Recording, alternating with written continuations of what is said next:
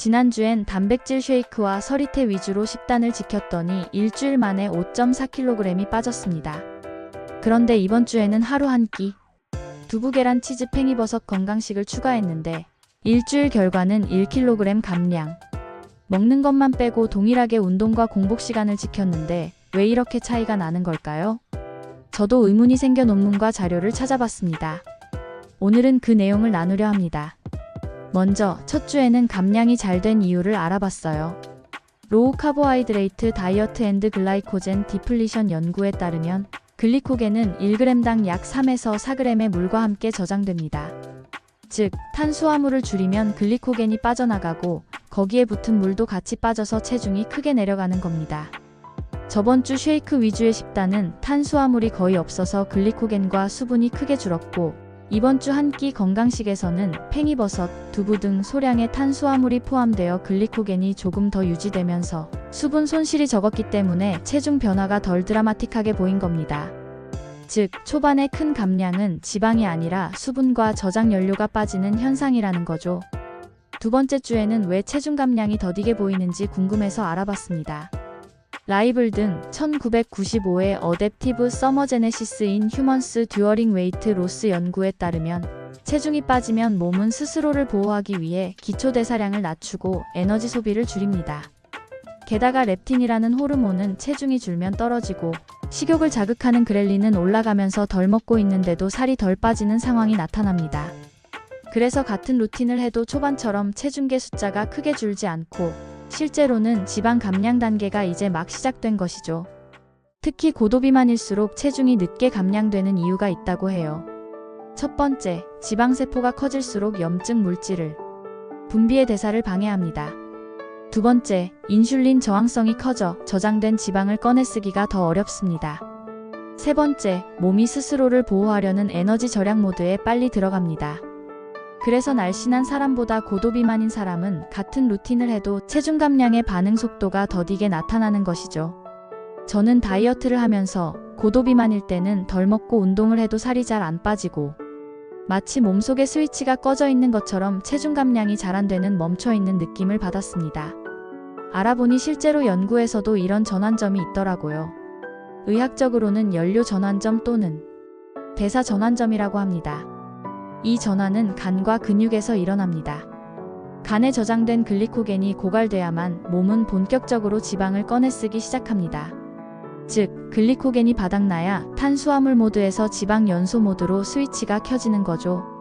저는 이 순간을 쉽게 이해할 수 있도록 활성 스위치라고 칭하겠습니다. 그럼 스위치가 켜졌다는 건 어떻게 알 수 있을까요? 공복감이 덜 괴롭고 수면이 안정되고 체중이 조금씩 꾸준히 줄고 허리둘레가 줄어드는 모습과 같은 눈에 보이는 변화가 나타날 때 바로 그때 몸이 지방을 주 연료로 쓰는 모드로 바뀐 거라고 해요.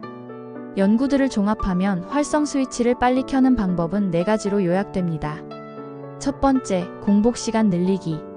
시간 제한 식사 6시간에서 8시간 내 식사는 인슐린 분비를 줄여 지방 연소를 촉진합니다. 두 번째, 충분한 단백질 섭취하기. 단백질은 근육 손실을 막아 기초 대사를 지켜줍니다. 부족하면 지방 태우는 엔진이 꺼집니다. 세 번째, 발효 음식 섭취하기.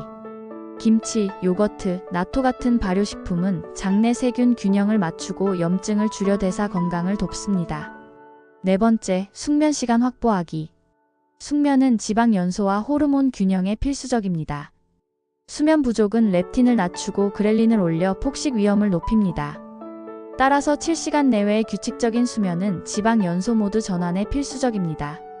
즉, 공복 단백질 섭취, 발효식품 섭취, 깊은 수면 시간이 지방을 태우는 활성 스위치를 켜는 4대 조건입니다.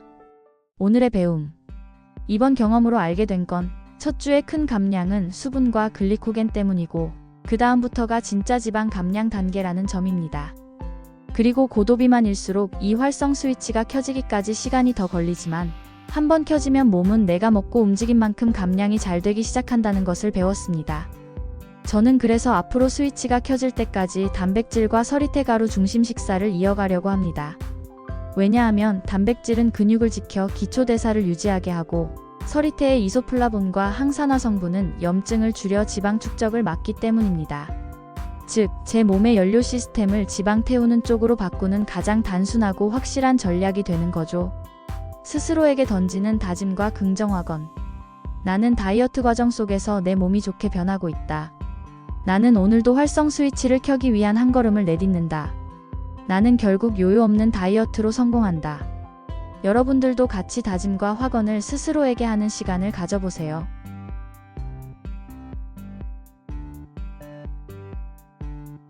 다이어트를 진행하면서 내 몸이 어떻게 반응하는지를 배우는 시간이 되었습니다.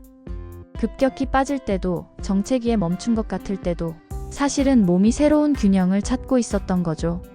체중계 숫자보다 중요한 건 내가 조금씩 건강한 방향으로 나아가고 있다는 사실입니다. 오늘의 작은 걸음이 쌓여 내일의 큰 변화를 만든다고 믿습니다. 우리 급할수록 조급하지 않게 차분히. 그러면 결국엔 원하는 모습으로 가게 될 거예요. 저의 경험과 공부가 여러분께 도움이 되길 바랍니다. 구독과 알림 설정으로 다음 영상도 꼭 함께 해주세요. 우리 같이 성장해 나가요.